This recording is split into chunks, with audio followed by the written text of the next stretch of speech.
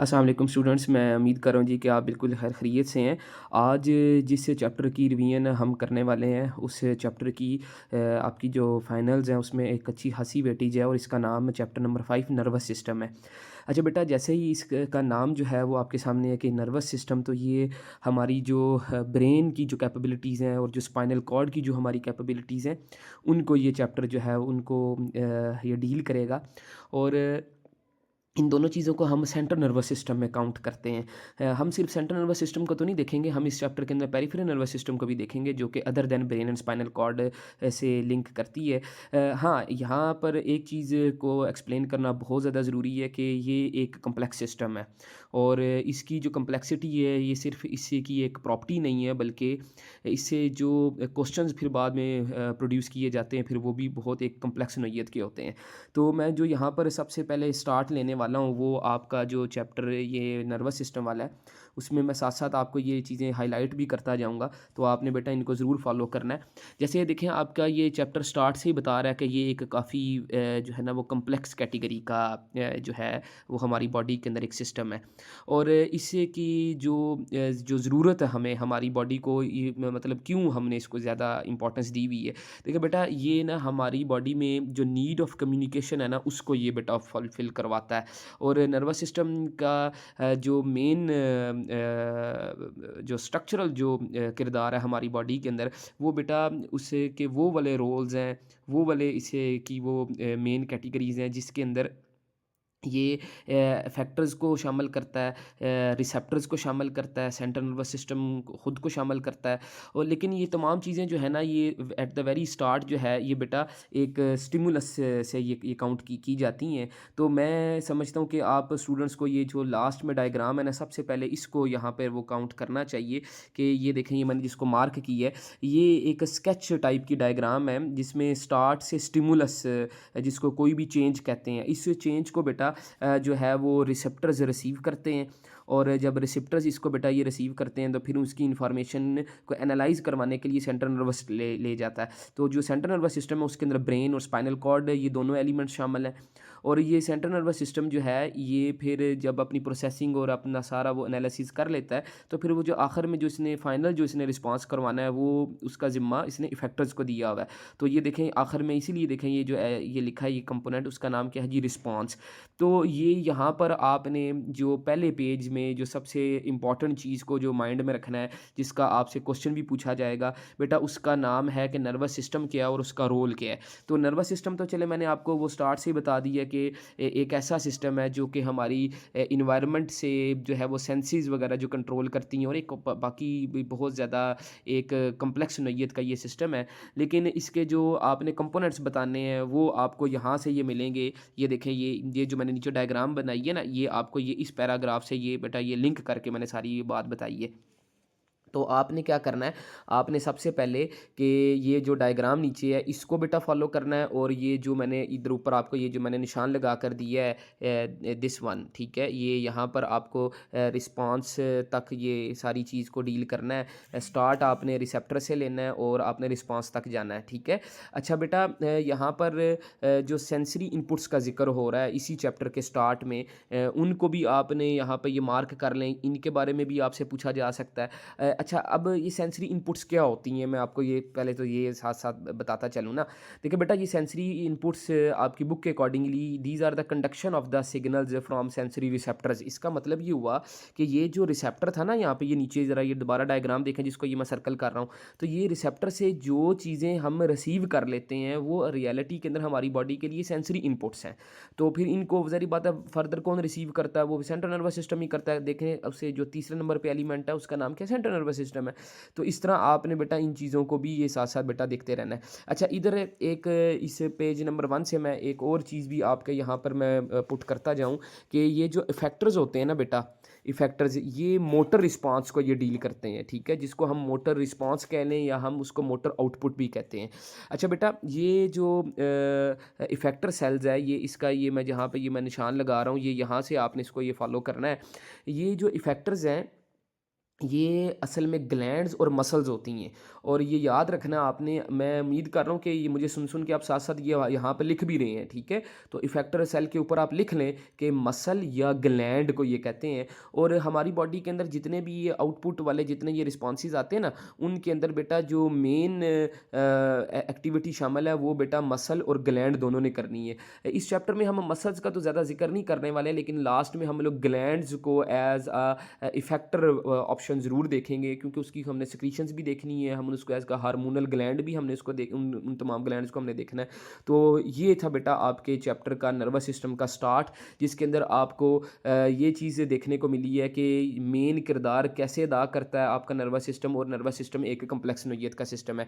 अच्छा बेटा, हमारी बुक ने डायरेक्ट जो है वो ह्यूमन नर्वस सिस्टम की एग्जांपल दी है, और ह्यूमन नर्वस सिस्टम के अंदर जो है आपको दो टाइप्स मिलती हैं। नंबर वन का नाम जो है वो है सेंट्रल नर्वस सिस्टम, जिसके अंदर ब्रेन एंड स्पाइनल कॉर्ड आता है। और नंबर टू जो है उसका नाम है पेरिफेरल नर्वस सिस्टम, जिसके अंदर आपको फर्दर दो किस्म की ब्रांचेस देखने को मिलती हैं। एक का नाम है सोमैटिक नर्वस सिस्टम, और एक का नाम है ऑटोनॉमिक नर्वस सिस्टम। अच्छा बेटा, ये जो सोमैटिक वाली है ना, इसको आपने माइंड में रखना है, इसका आप दूसरा लफ्ज़ लिख लें, इसको बॉडी सिस्टम भी कहते हैं, ठीक है। सोमैटिक बॉडी को कहते हैं, और जो ऑटोनॉमिक है ये जो खुद ब खुद काम हो रहे हैं हमारी बॉडी के अंदर, उनको डील भी करता है आपका पेरिफेरल नर्वस सिस्टम।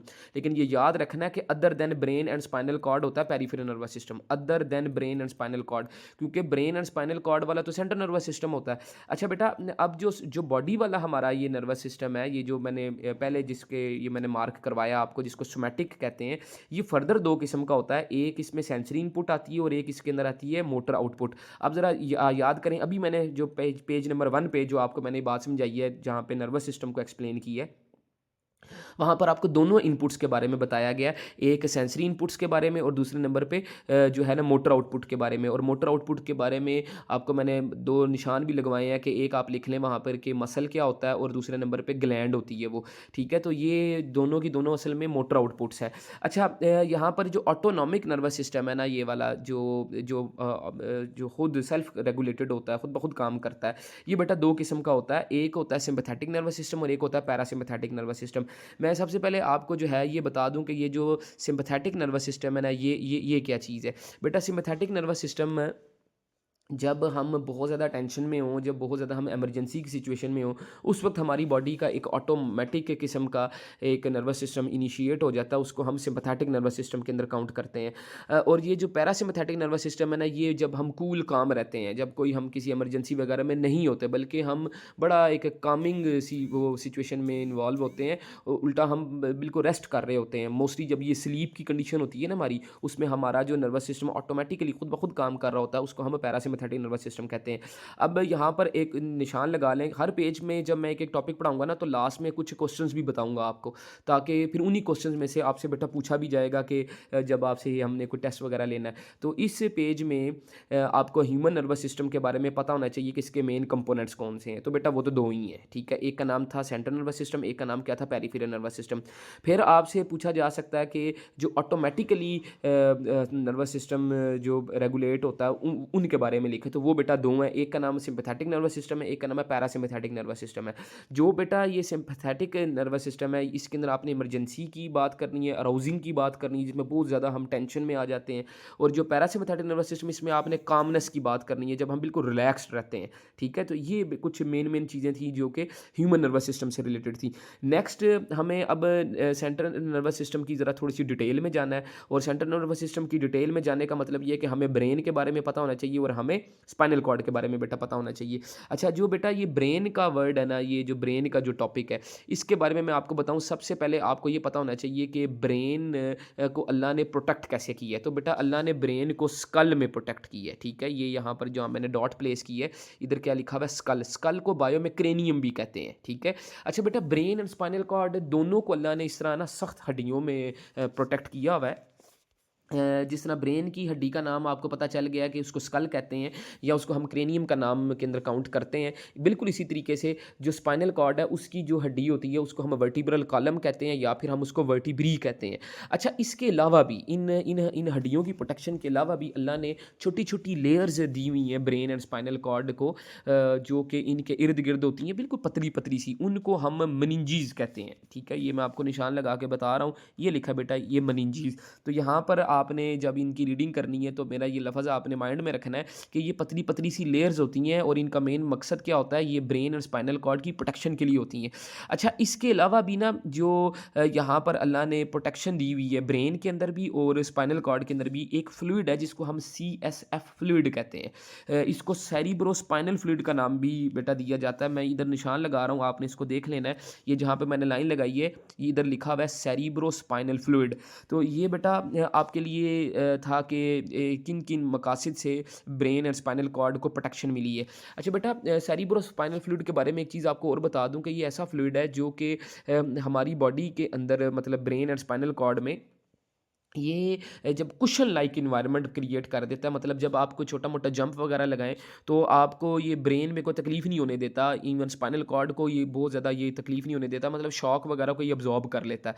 अच्छा, इसके अलावा ब्रेन अंदर से बेटा एम्प्टी होता है। ठीक है, ब्रेन का वो जो सेक्शंस होते हैं उनको हम वेंट्रिकल्स कहते हैं। ये बिल्कुल वही बात है जिस तरह हार्ट के अंदर थे वो चैम्बर्स बने हुए थे ना, जिस तरह बेटा ब्रेन के अंदर भी कुछ सेक्शंस बने हुए हैं, कुछ खास रीजन्स बने हुए हैं जिनको हम बायो के अंदर हॉलो स्पेसिस या फिर वेंट्रिकल्स का नाम देते हैं। अच्छा बेटा, जो ब्रेन है ना उसको 3 पार्ट्स में डिवाइड किया गया है। पहले पार्ट का नाम है बेटा फोर ब्रेन, दूसरे पार्ट का नाम है मिड ब्रेन और तीसरे पार्ट का नाम क्या है, हाइंड ब्रेन। तो ये 3 पार्ट्स हैं, इनके बारे में आपसे बेटा ज़रूर पूछा जाएगा। अच्छा, पेपर में ना इनका सेपरेट क्वेश्चन भी आ जाता है। ये ज़रूरी नहीं है कि वो आपको मुकम्मल ब्रेन के टॉपिक को बता देंगे। ठीक है, वैसे तो मैं आप बच्चों को ये रिकमेंड करूँगा कि आप लोगों ने ना ब्रेन की डायग्राम की प्रैक्टिस ज़रूर करनी है। ठीक है, वैसे हम लोगों ने आपसे वो क्लासेस में भी इसकी प्रैक्टिस करवाई हुई है, लेकिन आप लोग आजकल क्योंकि घर हैं तो इसको ज़रूर वो जो है ना साथ साथ देखेंगे कि आप इन डायग्राम्स की ज़रा थोड़ी बहुत बेटा वो प्रैक्टिस करें, और लेबलिंग तो बहुत अच्छे से उसको याद रखना है।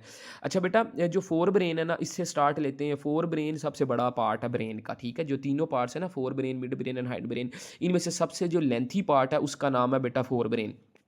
फोर ब्रेन के फर्दर 3 सेक्शंस हैं। एक का नाम है, ये मैं निशान लगा रहा हूँ, सेरिब्रम, और एक का नाम है थैलेमस, और एक का नाम है जो तीसरे वाला है हाइपोथैलेमस। अच्छा बेटा, इसके अंदर जो नंबर 1 वाला है ना सेरिब्रम, ये सबसे ही बड़ा वाला पार्ट है। मतलब फोर ब्रेन तो वैसे ओवरऑल सेक्शंस में बड़ा है ना, तो अब ये फोर ब्रेन का सबसे बड़ा जो पार्ट है उसका नाम क्या है जी बेटा, सेरिब्रम। अगर आप डायग्राम में देखें तो ये डायग्राम में भी मैंने यहाँ पे लेबल कर दी है, ये जहाँ पे मैंने निशान लगाया इसको बेटा सेरिब्रम कहते हैं। और ये लिखें, ये लिखा है आपकी बुक में कि लार्जेस्ट पार्ट। ठीक है, तो largest part of the human brain जो है उसका नाम क्या है, सेरिब्रम। अच्छा बेटा, जो सेरिब्रम है ना इसको मेन सेंटर का नाम भी दिया जाता है, और ये ज़्यादातर हेयरिंग में और साइट स्मेल में और मेमोरी वॉलंटरी एक्शंस में, इंटेलिजेंस में और ये रीजनिंग वगैरह के कामों में बेटा ये इन्वॉल्व होता है। अच्छा, सेरिब्रम को बेटा 2 हेमिस्फीयर्स के अंदर भी डिवाइड किया हुआ है। ये देखें आपकी यहाँ पे मैंने ये रेड कलर का ये निशान लगाया है, यहाँ पर ये लिखा हुआ है कि 2 सेरिब्रल हेमिस्फीयर्स के अंदर ये बेटा इन्वॉल्व है। अच्छा, ये हर एक सेरिब्रम जो ये जो सेरिब्रल हेमिस्फीयर है इसके पास जो है ना 4 किस्म की लोब्स होती हैं। अच्छा, आप बच्चों के इन चारों लोब्स का पक्के ये नाम जो है ना ये अच्छे से याद होने चाहिए, स्पेलिंग मिस्टेक भी नहीं होनी चाहिए। एक लोब का नाम है फ्रंटल लोब, एक का नाम है पेरिटल लोब, एक का नाम है टेम्पोरल लोब, और चौथी वाली का नाम क्या है, ऑसिपिटल लोब। अच्छा, ये जो लोब्स है ना इनके वैसे तो अपने अपने मकासद हैं, इनके अपने अपने फंक्शंस हैं, आपने एक एक याद करना है क्योंकि आपकी बुक के अंदर एक ही लिखा हुआ है। जैसे ऑसिपिटल लोब का जो मकसद लिखा हुआ वो लिखा हुआ है जी कि ये वियन के अंदर हेल्प करती है। ठीक है, ये इसके नीचे जहाँ मैंने लाइन लगाई है इसके नीचे क्या लिखा है, वियन।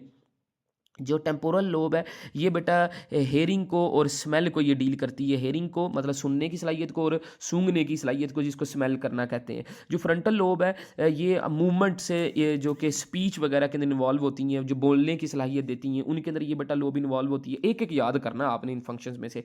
और जो पेरिटल लोब है ये ज़्यादातर आपकी बॉडी को जो है उसकी पोजीशन के अंदर इन्वॉल्व रखती है, कि उसको अवेयर करती है कि तुम्हारी पोजीशन कैसी है। अच्छा जी, ये राइट एंड लेफ्ट साइड पे ये हेमिस्फीयर्स होते हैं और ये दोनों जो स्फीयर्स हैं ये आपस में कनेक्टेड होते हैं। एक छोटा सा बंडल होता है नर्व फाइबर्स का जिसको हम कॉर्पस कैलोसम का नाम देते हैं, ठीक है जी। अच्छा, अब हम दूसरे पार्ट की तरफ आते हैं जिसका नाम थैलेमस है। थैलेमस सेरिब्रम से थोड़ा सा नीचे को होता है और इसका जो आपने एक फंक्शन याद रखना है, उसका जो ताल्लुक है वो यही है कि ये तकरीबन सारी की सारी इम्पल्सिस को ये डील करता है जो कि सेंसरी एरिया से होते हैं और ये ज़्यादातर पेन और कॉन्शियसनेस वगैरह को ये बेटा डील करता है। अच्छा, जो हाइपोथैलेमस है ना, ये फर्दर थैलेमस से भी नीचे होता है और ये आपकी बॉडी के अंदर बहुत सारे फंक्शंस को डील कर रहा होता है। आपको कम से कम 2-4 तो ज़रूर याद होने चाहिए इनमें से।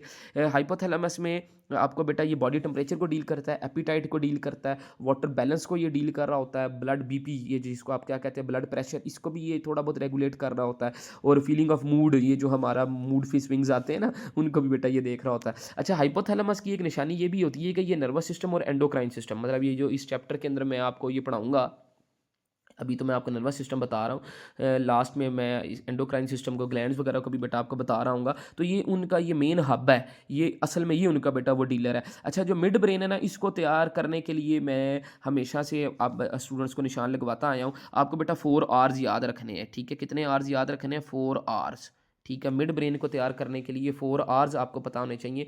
सबसे पहले आर का मतलब है कि it is reduced in humans, ठीक है। दूसरे वाले आर का मतलब है कि ये रिफ्लेक्स सेंटर है। तीसरे वाले आर का मतलब है कि ये रीजनिंग इन्फॉर्मेशन देता है जिसको हम रेटिकुलर स्क्रीनिंग कहते हैं, ठीक है, रेटिकुलर स्क्रीनिंग कहते हैं। तो ये इसके ये फंक्शंस हैं ये मिड ब्रेन के। और चौथे नंबर पे आप लिख लें कि इसका सबसे ज़्यादा जो इन्वॉल्वमेंट है ये रिफ्लेक्सेस ऑफ आइज़ को डील करता है, ठीक है, रिफ्लेक्सेस ऑफ आइज़ को डील करता है। अच्छा, अब ये मैंने जितनी बातें आपको बताई हैं ना, इनको ज़रा थोड़ा बहुत आपकी बुक के अकॉर्डिंगली भी देख लेते हैं। देखिए बेटा, आपकी बुक ये कहती है कि सेंसरी इन्फॉर्मेशन जो है, जो मिड ब्रेन लेता है, ये फ्रॉम फोर ब्रेन लेता है और फिर उसको हैंड ब्रेन की तरफ लेकर जाता है, ठीक है। तो आप लोगों ने लिखना है कि सेंसरी इन्फॉर्मेशन को ये रिसीव करता है। अच्छा, अब ये क्या करता है, मैंने तो आपको इसके 4 फंक्शंस आपको लिखवा दिए हैं, आपकी बुक ने से 2 ही लिखे हुए हैं। आपकी बुक कहती है जी कि ये ऑडिटरी रिफ्लेक्सेस को डील करता है और पोस्चर को डील करता है, ठीक है। बल्कि एक ही लिखा आपकी बुक ने कि रिफ्लेक्सेस वाला, ठीक है। और उसके अंदर भी कौन सी वाली रिफ्लेक्सेस? ऑडिटरी रिफ्लेक्सेस का जिक्र किया है। ओवरऑल ये बाकी रिफ्लेक्सेस को भी ये डील कर रहा होता है जिसको हम क्या कहते हैं? Mid brain. अच्छा, ये बेटा अब अगर हम हाइंड ब्रेन की तरफ आएँ, तो हाइंड ब्रेन जो है ना, इसके भी 3 पार्ट है फर्दर। एक का नाम है सेरिबेलम, एक का नाम क्या है? सेरिबेलम। अच्छा, जो फोर ब्रेन था उसमें सेरिब्रम था, ये स्पेलिंग मिस्टेक नहीं करनी, ठीक है, और वो सबसे लार्जेस्ट था। और ये जो सेरिबेलम है, ये लिटल है, ये सबसे स्मॉल है, ठीक है, ये याद रखना आपने। सेरिबेलम, उसके बाद पियोन्स और उसके बाद मेडुला। तो ये जो 3 पार्ट्स हैं ना, इनका भी आपको कम से कम 1 या 2-2 फंक्शन ज़रूर बेटा पता होने चाहिए। जो सेरिबेलम है, ये सेकंड लार्जेस्ट सेक्शन की तरफ आता है ब्रेन के। ये बैलेंस एंड मसल कोऑर्डिनेशन को डील करता है। जो मेडुला ऑब्लंगेटा है, इसके बारे में अगर आपको बताऊं कि ये लास्ट पार्ट है ब्रेन का, ये बिल्कुल स्पाइनल कॉर्ड के ऊपर ही होता है, ठीक है जी। और जो मेडुला ऑब्लंगेटा है, ये बेटा इनवॉलंटरी प्रोसेसेस को डील करता है हमारी बॉडी के। और इनवॉलंटरी वो होते हैं जो खुद ब खुद से जो है ना वो डील हो रहे होते हैं, ठीक है जी। अगर हम बात करें पियोन्स की, एक स्मॉल लोब लाइक स्ट्रक्चर होता है और ये बिल्कुल मेडुला के बस ऊपर टॉप की तरफ होता है। ये अगर आप वो डायग्राम वगैरह में देखेंगे तो आपको वहाँ पे बेटा पियोन्स भी मार्क हुए नज़र आएंगे। और ये जो है ना असिस्ट करता है मेडुला ऑब्लंगेटा को। और ये असल में सेरिबेलम और स्पाइनल कॉर्ड के दरमियान में एक कनेक्शन भी है, ठीक है, ये between cerebellum and spinal cord के दरमियान में एक कनेक्शन भी है। अब हम स्पाइनल कॉर्ड की तरफ बेटा मूव करते हैं। ये जो स्पाइनल कॉर्ड है ना, ये एक रॉड लाइक स्ट्रक्चर होता है और इसके अंदर आपको जो है जो मेन चीज़ें जो आपको वो ज़रूर आपको वो आपकी रिवीजन में होनी चाहिए, क्योंकि ये मेन मकसद है ही इस चीज़ को बेटा रिवाइज करवाना है। तो वो बेटा एक डायग्राम है जो आपने बनानी है और वो डायग्राम है दिस वन, ठीक है, जिसको मैंने मार्क किया ना, ये वाली डायग्राम आपने बनानी है। इस डायग्राम में आपको सेंटर में एक बटरफ्लाई शेप स्ट्रक्चर नज़र आ रहा है जिसके बिल्कुल सेंटर के अंदर आपको सेंट्रल कनाल दिख रहा है। ये जो बटरफ्लाई शेप स्ट्रक्चर है ना, ये स्पाइनल कॉर्ड का है और इसके पास 2 सेक्शन होते हैं। इसके सेंटर में आपको ग्रे मैटर दिखता है और इसके साइडों पे आपको वाइट मैटर दिखता है। अच्छा बेटा, ये यहाँ से बहुत सारी नर्व्स वगैरह ओरिजिनेट होती हैं। अब ग्रे मैटर में और वाइट मैटर के अंदर जो फ़र्क है ना, ये आपको बेटा पता होना चाहिए। तो स्पाइनल कॉर्ड को बेटा स्टार्ट करते हैं। जो ह्यूमन स्पाइनल कॉर्ड है ना, ये एक ओवल शेप का हॉलो सिलेंडर है नर्वस टिश्यू का बना हुआ। और ये ब्रेन की बेस के ऊपर ये होता है। और इसको भी वर्टिब्री रीढ़ की हड्डियों से इसको बेटा प्रोटेक्ट किया गया। इससे 31 पेयर्स की नर्व्स जो है ना ओरिजिनेट होती हैं। अच्छा, जिनके अंदर ज़्यादातर आपको मिक्स्ड नर्व्स ही वो देखने को मिलती हैं और कुछ सेंसरी और मोटर नर्व्स भी यहाँ से बेटा ज़रूर ओरिजिनेट हो रही होती हैं। जैसे मैंने आपको आगे डायग्राम में मार्क करवाया था कि आपको 2 एरियाज़ के बारे में ज़रूर पता होना चाहिए, तो वो दोनों एरियाज़ का यहाँ पर लिखा है। एक का नाम है व्हाइट मैटर और एक का नाम क्या है बेटा ग्रे मैटर। जो व्हाइट मैटर है ना, उसको आप निशान लगा लें कि it consist of myelinated fibres. ये व्हाइट इसीलिए है ना कि उसके पास माइलिनेशन है। माइलिनेशन बायो में कहते हैं लिपिड्स को, तो इसके पास कुछ लिपिड के सेल बॉडीज़ हैं, मतलब माइलिनेशन है। और जो ग्रे मैटर है ना, इसके पास नॉन माइलिनेटेड फाइबर्स हैं। ये ग्रे इसीलिए है क्योंकि इसके पास कुछ भी हो लेकिन कम से कम इसके पास लिपिड्स नहीं हो सकते, और ये फिर अपना किरदार अदा करते हैं। देख लें, अल्लाह ने जो फैटी कंटेंट है उसको ब्रेन में भी इतना ज़्यादा नहीं रखा हुआ और स्पाइनल कॉर्ड में भी इतना ज़्यादा नहीं रखा हुआ। वो इसीलिए क्योंकि कोई वेस्ट या कोई डेब्रिस वगैरह यहाँ पर ना आ जाए और हमारे इन फंक्शनैलिटीज़ को डिस्टर्ब ना कर दे। अच्छा, अब बेटा आगे देखते हैं कि हमारे पास पेरिफेरल नर्वस सिस्टम है। और ये जो बेटा पेरिफेरल नर्वस सिस्टम है, ये मैंने आपको थोड़ी देर पहले डायग्राम में भी बड़े अच्छे से बताया था कि जो पेरिफेरल नर्वस सिस्टम है, एक तो इससे बहुत सारी नर्व्स वगैरह ओरिजिनेट हो रही हैं। अगर वो ब्रेन वालों की बात करें, वो तो बेटा थी क्रैनियल नर्व्स, और अगर स्पाइनल कॉर्ड से जो नर्व्स ओरिजिनेट होती हैं उनको हम क्या कहते हैं, स्पाइनल नर्व्स। लेकिन अदर दैन दीज नर्व्स हमारी बॉडी में बाकी भी नर्व्स होती हैं, उनको हम क्या कहते हैं, पेरिफेरल नर्वस सिस्टम के अंदर हम उनको काउंट करते हैं। ये दो किस्म का होता है। एक होता है जो बॉडी से डील करता है, उसको हम सोमैटिक नर्वस सिस्टम कहते हैं, और जो ऑटोमेटिकली जो डील करता है उसको हम ऑटोनॉमिक नर्वस सिस्टम का नाम देते हैं। और यही ऑटोनॉमिक नर्वस सिस्टम फर्दर दो सिस्टम्स के अंदर ये इसको डिवाइड किया आपकी बुक ने। एक आपने सिंपैथेटिक नर्वस सिस्टम में डील किया हुआ है और एक का नाम क्या है, पैरासिम्पैथेटिक नर्वस सिस्टम। अच्छा बेटा, एक बात मैं आपको बता दूं कि ये जो आपको हम ये शॉर्ट देंगे ना इस सेक्शन में, इस रिवीजन के बाद, तो आपको ये मैंने जो निशान लगा कर दिए हैं यहाँ पर, ये सोमैटिक नर्वस सिस्टम और ऑटोनॉमिक नर्वस सिस्टम में बेटा ये फ़र्क, इसको तैयार करना, इसका निशान लगा लें, और ये इंपॉर्टेंट है, ठीक है, ये पेपर में पूछा जाता है। कम से कम 2-2 फंक्शन तो आपको बेटा इनके ज़रूर पता होने चाहिए, ठीक है। जिस तरह के यहाँ पर वो क्लियर कट वो लिखे हुए हैं। मैं आपको ये बता देता हूँ कि जो सिंपैथेटिक, ये जो सोमैटिक नर्वस सिस्टम है, ये it consist of the cranial and spinal nerve fibres, ठीक है। और ये आपको पता होना चाहिए कि ये सोमैटिक नर्वस सिस्टम का फंक्शन है। और अगर हम ऑटोनॉमिक नर्वस सिस्टम का देखें, तो ये कनेक्ट करता है सेंट्रल नर्वस सिस्टम को विज़ुअल ऑर्गन्स के साथ, जिसमें हार्ट आ जाता है, स्टमक आ जाता है, इंटेस्टाइन्स आ जाती हैं और कुछ वेरियस ग्लैंड्स आ जाती हैं, ठीक है जी। और फर्दर ये है कि ये फर्दर डिवाइड हुआ है sympathetic and parasympathetic nervous system में। ये मैं इधर निशान लगा देता हूँ, ये लिखिए लाइन के, it is divided into sympathetic and parasympathetic nervous system. अब आपको एक और क्वेश्चन शॉर्ट भी यहाँ पे निशान लगवा देता हूँ कि आपको पता होना चाहिए कि सिंपैथेटिक नर्वस सिस्टम और पैरासिम्पैथेटिक नर्वस सिस्टम में क्या फ़र्क होता है।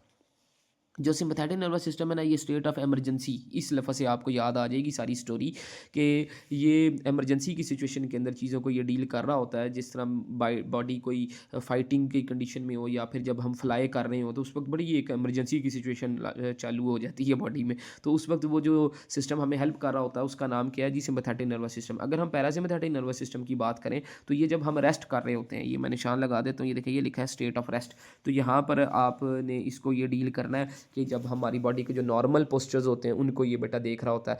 अच्छा, ये बेटा ये जो न्यूरॉन का टॉपिक है, न्यूरॉन के बारे में आपको मैं बताता चलूँ कि ये main structure and functional unit है नर्वस सिस्टम का। कि अगर हमने आपको नर्वस सिस्टम पढ़ाना है तो हमें न्यूरॉन को ज़रूर डील करना चाहिए। तो ये न्यूरॉन का जो टॉपिक है, इसको देखते हैं जी। ये इससे जितने भी ये कलेक्टिव जो कैटेगरीज़ के जो फाइबर्स ओरिजिनेट होते हैं, जो न्यूरॉन वगैरह को मिला के, उनको हम बेटा नर्व्स का नाम देते हैं। न्यूरॉन का अगर स्ट्रक्चर देखें, तो एक न्यूरॉन के पास से 3 चीज़ें होती हैं। एक उसके पास से जो है वो डेंड्राइट होता है, वो इम्पल्सिस को टूवर्ड्स द सेल बॉडी लेकर आता है, ठीक है बेटा। ये देखें, ये सेंटर में अगर ये सेल बॉडी है, तो डेंड्राइट्स जो है, ये लिखा है, ये इन इम्पल्सिस को सेल बॉडी की तरफ लेकर आ रहा है। और फिर एक और होता है, उसको हम क्या कहते हैं, एक्सॉन, ये इम्पल्सिस को सेल बॉडी से अवे लेकर जा रहा होता है। तो ओवरऑल जो है, यहाँ पर आपको माइलिन शीट भी देखने को मिलती है, आपको नोड ऑफ रेनवीयर भी देखने को मिलता है। तो ये आपने बेटा लेबलिंग करनी है, लेकिन 3 केसेस के अंदर थोड़ा थोड़ा सा बेटा फ़र्क है। आपने इसकी प्रैक्टिस करनी है। टाइप्स ऑफ न्यूरॉन्स में एक सेंसरी न्यूरॉन होता है, एक रिले न्यूरॉन होता है, एक मोटर न्यूरॉन होता है। तो आप बच्चों ने जो है ये प्रॉपर ये डायग्राम की जो है ना, इसमें वो प्रैक्टिस करनी है। और आपने अगर इसको तैयार करना है, अगर आपने इसको याद करना है, तो ये बेटा आप इसको बस कर सकते हैं, ठीक है। तो इसमें आपकी थोड़ी-सी बचत हो गई है, थोड़ा-सा आप इसको वो जो है ना सिर्फ रीडिंग कर लें, लेकिन एटलीस्ट आप जो है वो सेंसरी न्यूरॉन का, मोटर न्यूरॉन का और इंटर न्यूरॉन की आप ये वाली बेटा डेफिनेशन ज़रूर आप इसमें वो निशान लगा लें, आपने इसको बेटा तैयार करना है। अभी जो है वो मैं आपको एक वीडियो और जो है ना वो बनाकर उसके अंदर बाकी चीज़ें एक्सप्लेन करूँगा, क्योंकि ये वीडियो ज़रा थोड़ी-सी लेंथी हो रही है। तो अभी जो है ना 1 मिनट जो मुझे आप दें और मैं अगली वीडियो में आपको बाकी चीज़ें वगैरह जो है ना वो अंडरस्टैंड करवाता हूँ।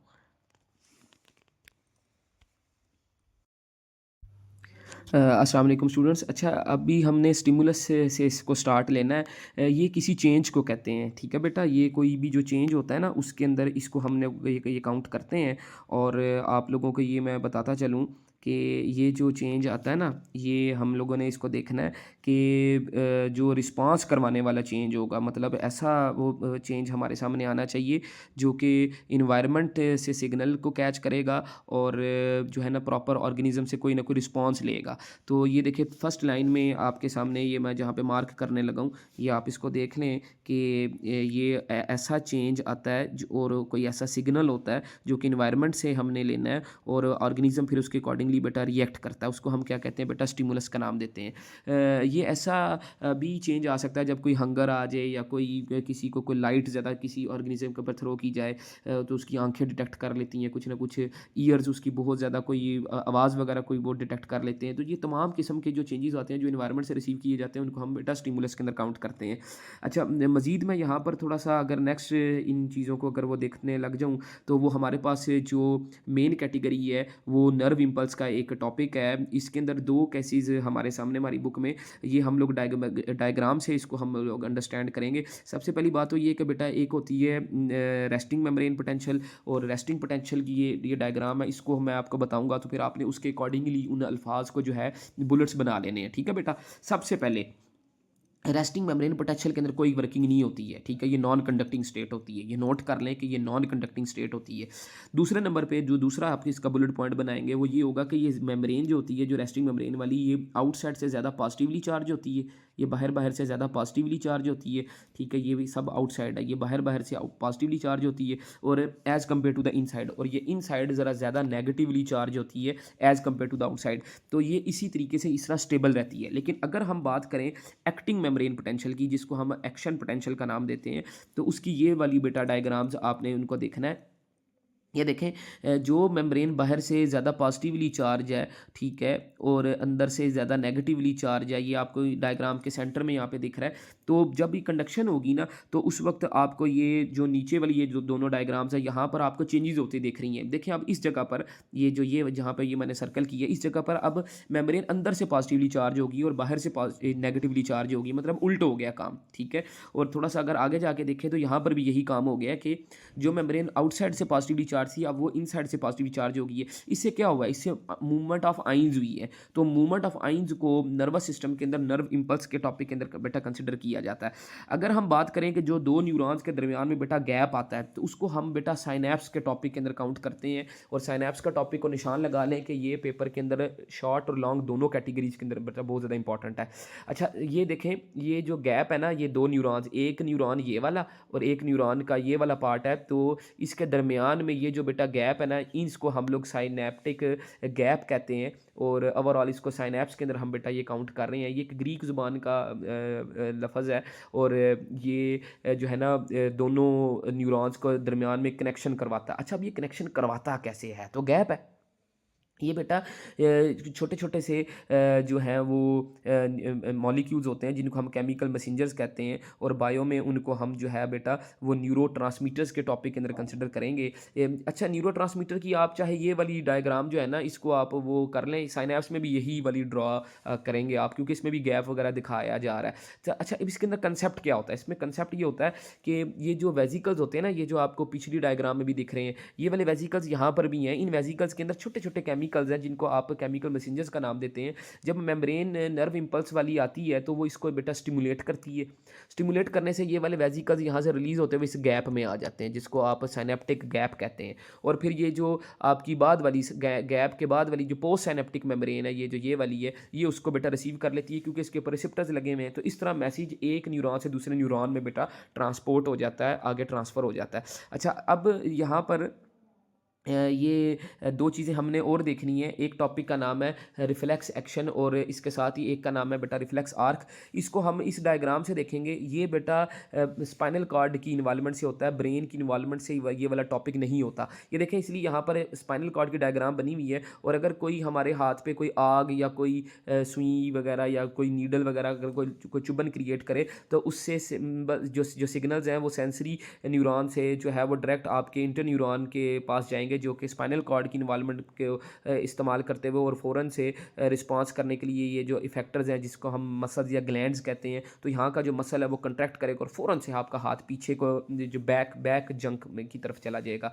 तो इस तरह के एक रैपिड एक्शन को, क्विक एक्शन को, जो कि with the involvement of the brain होता है, sorry with the involvement of the spinal cord होता है and without the involvement of the brain होता है, उसको हम बेटा रिफ्लेक्स एक्शन कहते हैं और ये एक रैपिड और क्विक एक्शन होता है। अच्छा बेटा, जो रिफ्लेक्स आर्क होता है ना वो पाथवे को कहते हैं, ठीक है। The pathway which follows the reflex action, उसके लिए आपको ये डायग्राम बेटा बनानी पड़ेगी।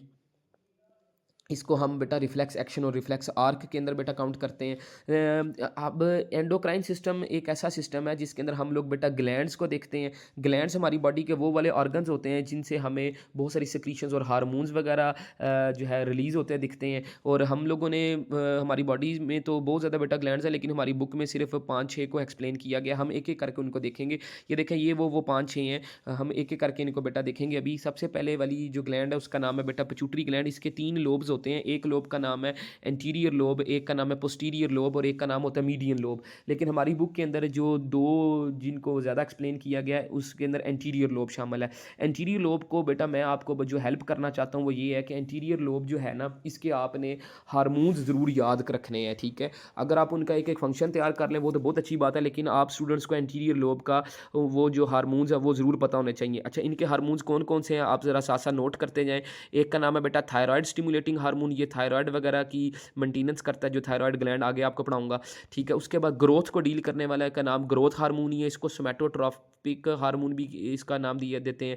अगर ये ज़्यादा अच्छे से काम ना करे तो फिर डिवाफ हो जाता है बंदा, ठीक है, मतलब छोटे कद का रह जाता है। और अगर कोई बहुत ज़्यादा इसके अंदर ज़्यादा अखराज हो जाए, ज़्यादा उसके अंदर वो हार्मोन ये वाला ग्रोथ वाला आ जाए तो फिर वो थोड़ा सा ज़रा बड़ा हो जाता है, ज़रा जॉइंट कैटेगरी का वो क्रिएचर बन जाता है।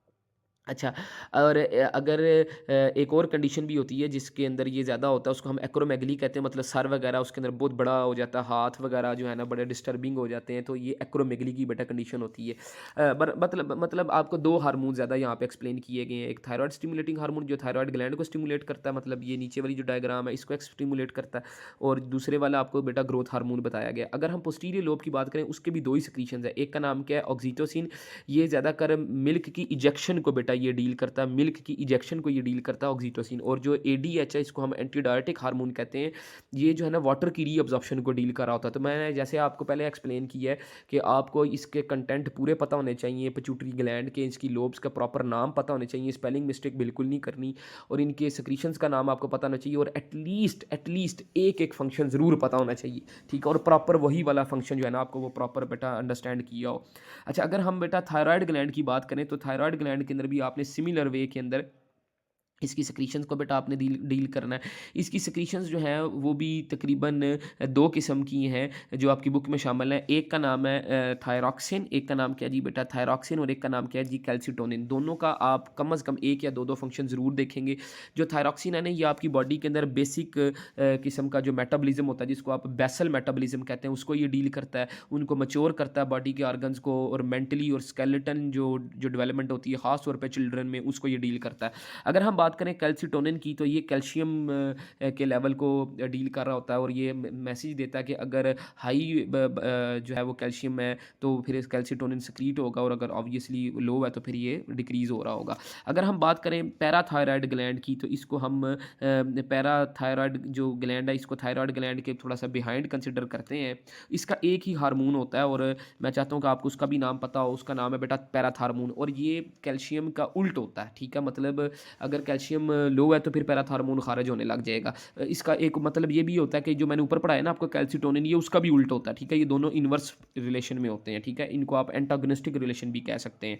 अगर हम बात करें बेटा पेंक्रियाज की, तो पेंक्रियाज को उर्दू के अंदर बेटा लबलबा कहते हैं, और इनसे जो सेक्रीशन खारिज होती हैं वो दो होती हैं। एक का नाम बेटा ग्लूकागॉन है और एक का नाम है इंसुलिन, ठीक है। तो ये दो सेक्रीशन से खारिज होती हैं। इन दोनों की डीलिंग जो है ना बड़ी ज़रूरी है इसको समझना, और पेपर में ये अक्सर पेपर में ये लॉन्ग और शॉर्ट दोनों के तौर पर पेंक्रियाज के बारे में पूछा जा सकता है। जो नंबर 1 पे पढ़ाई है आपका पिट्यूटरी ग्लैंड, उसके बारे में भी पूछा जा सकता है, और ये पेंक्रियाज के बारे में भी बेटा लॉन्ग वगैरह में पूछा जा सकता है। अच्छा बेटा, जो इंसुलिन और ग्लूकागॉन में जो डिस्टर्बेंस होती है ना, फिर हमें डायबिटीज़ मेलिटस की तरफ ले जाती है, ठीक है। ये हमें डायबिटीज़ मेलिटस की कंडीशन की तरफ ले जाती है, जिसको हम सादा अल्फाज में शुगर कंसिडर करते हैं आजकल। अगर हम देखें कि बॉडी के अंदर ज़्यादा ग्लूकागोन आ गया, ज़्यादा ग्लूकोज बन रही है और वो यूटिलाइज़ नहीं हो रही, इस्तेमाल नहीं हो रही, तो फिर हमारी बॉडी के अंदर आपको मसल्स में, ब्लड में ख़ास तौर पे बहुत ज़्यादा बेटा ग्लूकोज देखने को मिलेगी। और जब हम कोई ब्लड शुगर टेस्ट करवाएंगे तो उसके अंदर हमें ज़्यादा हाई लेवल की शुगर का इंटेक देखने को मिलेगा। तो फिर डॉक्टर के जो है वो फिर इंसुलिन इंजेक्ट करता है, ताकि हमारी बॉडी के अंदर वो ग्लूकागोन जो है या जो ग्लूकोज का लेवल है थोड़ा सा ज़रा डाउन कंसिडर किया जाए। तो इस तरह आपने इन दोनों का बेटा मैकेनिज़्म को देखना है, ग्लूकागोन एंड जो है वो इंसुलिन को। अच्छा, अगर आप जिस तरह मैंने आपको बताया कि आप लोगों ने फंक्शन करना है, तो वैसे फंक्शन का तो ये टेबल भी यहाँ पे दिया हुआ है। आप इसमें से ये वाला बस वो फंक्शन एक एक वो आप बेटा तैयार कर सकते हैं। लेकिन जैसे वो आपको एक्सप्लेन किया मैंने, अगर आप वैसे भी कर लें तो मेरे ख्याल में ज़्यादा नीड नहीं होनी चाहिए, लेकिन छोड़ना नहीं इस टॉपिक को, ये टॉपिक बड़ा इंपॉर्टेंट है, ठीक है बेटा। लास्ट में हम ये जो बेटा देखेंगे उसके अंदर हमें एड्रीनल ग्लैंड है का टॉपिक है जी हमारे सामने। हमने एड्रीनल ग्लैंड को भी देखना है, और इसके दो पोर्शन होते हैं, एक का नाम होता है एड्रीनल कॉर्टेक्स और एक का नाम होता है एड्रीनल मेडुला, ठीक है। और एड्रीनल कॉर्टेक्स से जो सेक्रीशन खारिज होती है उसका नाम कॉर्टिकोस्टेरॉइड है। ये ज़्यादातर जो है वो कलेक्टिव नेचर के जो हार्मोन्स हैं उनका अखराज को ये डील करती है, मतलब जो सारे मिल्क के हमारी बॉडी के अंदर फिर फैक्टर शो करते हैं। जो एड्रीनल मेडुला है ये दो किस्म के हार्मोन्स की प्रोडक्शन के इन्वॉल्व होती है। एक का नाम होता है एड्रीनालिन, एक का नाम है नॉर एड्रीनालिन। ये ज़्यादातर इमरजेंसी सिचुएशन हो, जब हमारी बॉडी के अंदर कोई बीपी अप डाउन हो रहा हो, तो उस वक्त बेटा उसको डील कर रहे होते हैं। और हमारे जो लिम्स वगैरह हाथ पाँव जो कांप रहे होते हैं, तो ये उनको बहुत ज़्यादा ये सिंबल के तौर पर ये इस्तेमाल करते हैं, और ये फिर अपने अखराज का इंतज़ार करते हैं कि जब ये एड्रीनल मेडुला से ये रिलीज़ करती है बॉडी, तो फिर ये चीज़ें थोड़ा बहुत स्टेबिलिटी की तरफ आती हैं। आखिर में इस चैप्टर में गोनैड्स एक्सप्लेन किए गए हैं। गोनैड्स ये वो ऑर्गन्स होते हैं जो कि मेल एंड फीमेल को उनका जो जो जेंडर होता है उसको ये एक्सप्लेन करने में हेल्प करते हैं। जो गोनैड्स हैं, ये मेल के पास पेयर ऑफ टेस्टीज़ हैं और फीमेल के पास पेयर ऑफ ओवरीज़ हैं। जो टेस्टीज़ हैं ये और ओवरीज़ हैं, इनकी सिक्रीशन आपने बेटा ज़रूर याद करनी है। जो टेस्टीज़ हैं इनसे टेस्टोस्टेरोन खारिज होता है हार्मोन, और ये मेल सेकेंडरी सेक्सुअल कैरेक्टरिस्टिक्स को डील करता है। और जो फीमेल है मतलब उसका जो ओवरी है उससे एस्ट्रोजिन खारिज होता है, और ये फीमेल के सेकेंडरी सेक्सुअल कैरेक्टरिस्टिक्स को डील करता है, जो कि फर्दर जो है वो बर्थ के जो केसेस हैं उनको ये डील करने में हेल्प करती है। तो ये था बेटा आपका section according to chapter number 5 named as a nervous system. इसको आप अच्छे से रिवाइज़ करें, और सबसे ज़्यादा जो ज़रूरी चीज़ है बेटा, ये जो जो मैंने निशान लगवाए हैं ना, इनको आपने साथ साथ बुक ओपन करके ना ये ज़रूर एक दफ़ा देख लेना। चाहे आप ये वीडियो को 2 दफ़ा देखें, लेकिन ये कि हेल्प करें बेटा अपने आप को, और जो है उन निशानों को फिर ये रिमेंबर करें, ठीक है। ज़रूरी नहीं है कि हर काम सिर्फ एक्सरसाइज से ही आएगा और आपने बस उसी को वो जो है ना डील करना। आप पूरे चैप्टर को कवर करें। हाँ, फिर आप जो आपको हमने एक्सरसाइज वगैरह के अंदर जो वो सारे निशान वगैरह लगवाए हुए हैं, क्योंकि वो तो ऑलरेडी आपकी बुक पे लगे हुए हैं, तो हम तो एक्स्ट्रा की तरफ जा रहे हैं और बार बार चीज़ों को बेटा रिवाइज़ करवा रहे हैं, सो दैट कि आपको ये जो मटीरियल है ना वो हेल्प करे, आपको ये डिफ़िकल्ट ना लगे, ठीक है। अपना ख्याल रखें जी, अल्लाह हाफिज़।